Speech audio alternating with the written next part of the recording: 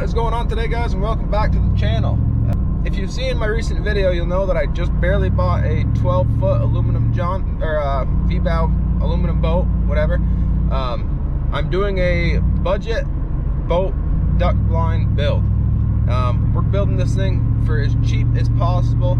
So far, if you've watched the video, you'll know I have $127 into the thing. I got the boat for 80 bucks. Of course, $47 in spray paint to get that thing covered, but we're doing pretty good so far. So right now we're on our way to get the motors. I'm buying two of them because I'm getting them for a deal. Actually, like right around $300 to $350 for two motors. I'm not going to tell you what they are. I'm going to show you once I buy them. But supposedly they're both running good motors, and I think it'll be a perfect fit for this budget duck blind build. But yeah, if you haven't already, make sure you hit the subscribe button. I'm going to be doing several parts to this video, and you're not going to want to miss them. Alright guys, so it is the next morning. I am back here with the motors. You might have just saw them in the background here, but time to show you guys what I got. Now, I got these on Facebook Marketplace for 350 bucks. Heck of a deal. Got one 7 horse and one 3.5 horse. Alright guys, so here's the 3.5 horse. I know what you're saying. Boy, it looks a little rough, but you know what? It's not rough, actually. It spins nice and freely, and it runs perfectly. Wicked good compression. Everything, the spinning part of it, a little bit rough. I meant to put some sort of grease or something inside of that to make her spin a little easier, but other than that, not too bad. Both, by the way guys, these are both Sears motors. So guys, this motor here, the 7 horsepower, it is a 7 horsepower Ted Williams edition motor, which is pretty weird. I guess they made a line of motors for him. Yeah, that's what she looks like. Awesome little motor, and 350 bucks for this isn't that bad. You know, this one's got the kind of like the throttle ordeal right here, where this one right here has the throttle right here, race throttle, whatever, you know. Pretty cool. Good old motors, and I think they're gonna be a lot more well built. I also wanted to mention, I didn't film this on camera because literally anyone can do it. I'll show you what I did anyways, but you can see underneath the boat here, I did a little leak test, and I did indeed have 3 little drips coming from right here. So what I did was I sealed all this with the Flex Seal paste. Now this is like $15.99, I believe, guys, for the black one. The white one is a little more expensive. I think it's like $17.99, but for what I needed, black is a better option, because you know, you don't want white patches on your boat everywhere. And I also did this right under here, guys, with the Flex Seal. Did all these rivets here, and then I did this back seam down through there. Man, this thing is rotten. I'd say it's time for a little replacement, guys, don't you think?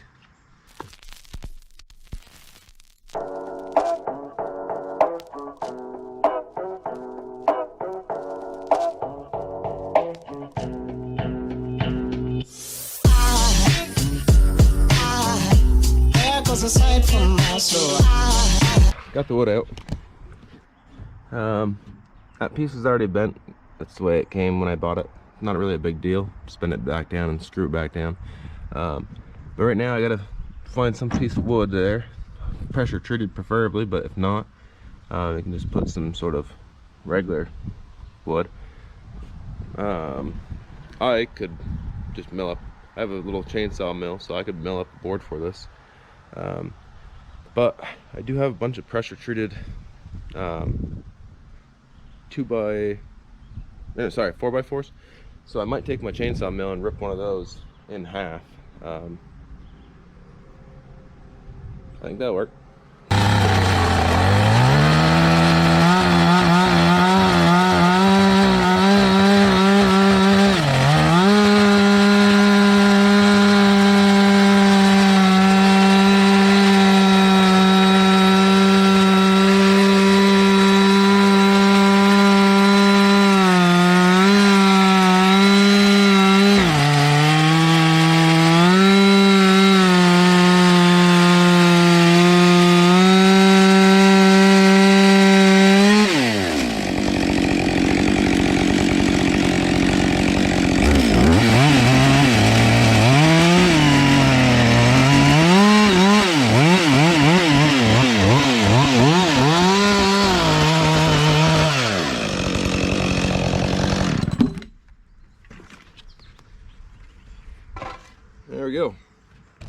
board.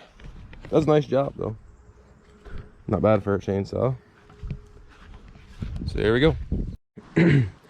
Alright guys, so what I've done was I've gotten rid of these bolts that were up in here.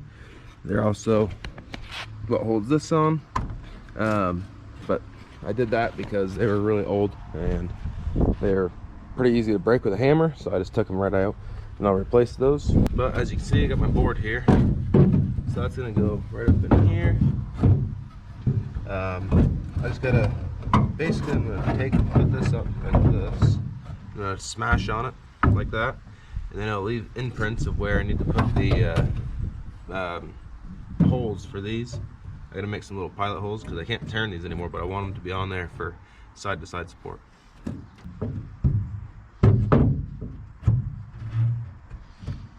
Okay guys, there we go. So that's where we need indentations. So just take right here, use hit on every screw,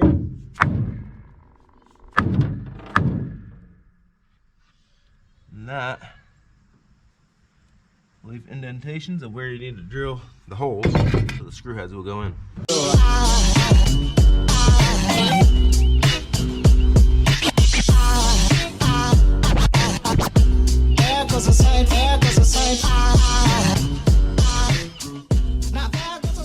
Yes.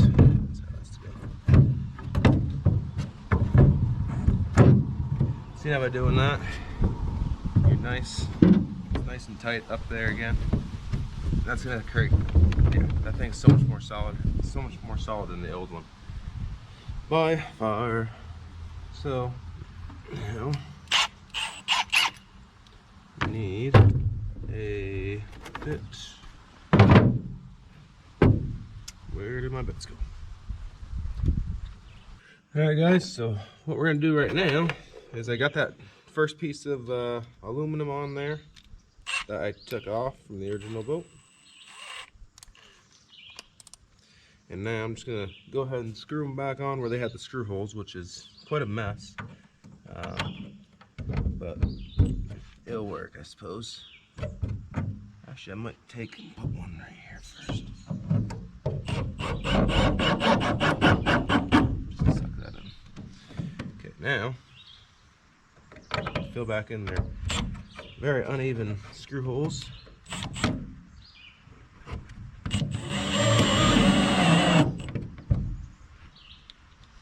But you know what guys, this is a budget duck blind build, and so far I have, well, with the two motors, I got 477 into it, so this is a pretty good budget duck blind. This is all you need right here, honestly, but I'm gonna soup it up even more. So there, you can see there's screws that they had put in. Pretty messy, pretty uneven, but I just wanted to fill the holes back in because it'll help water to not get back down in there, even though it doesn't really matter, but water's gonna get in there. I'm just gonna kind of make it look a little better. Just tap little flares down using a dead blow. Just using a dead blow hammer, and I'm gonna get the other side guys on, guys. Pretty easy, just slide it back in the same way you took it out.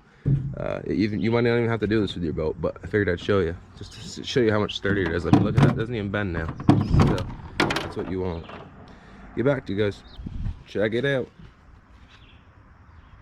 Well, that's pretty nice. I'll have to repaint that. The old one was a little bit longer, and I'm hoping it still should work, but it looks like from the back I did put an additional couple extra screws to hold this aluminum down because it was peeling, and I put a few more screws in the back. But yeah, I'm gonna mount this motor up. Again, this is the motor I'm mounting. This is the 7-horse Ted Williams Sears motor. Nice little motor. So mount that baby up, see how it looks.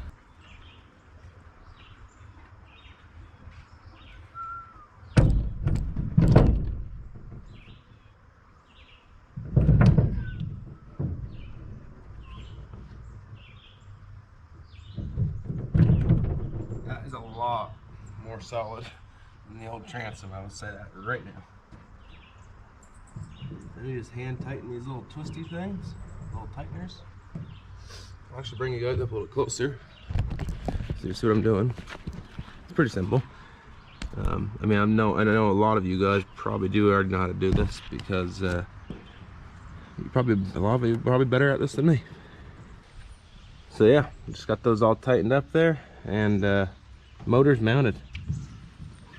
That's gonna be a perfect motor. I actually just I just pulled it just barely and it popped right over. So I just started it and then shut it back off. I just didn't want to run it out of water. Although these motors you're supposed to be able to let idle out of water. It's supposed to be perfectly fine. It's not supposed to burn them up. So I guess now what I'm gonna do is I'm either gonna do the lights or I'm gonna do the blind, I guess.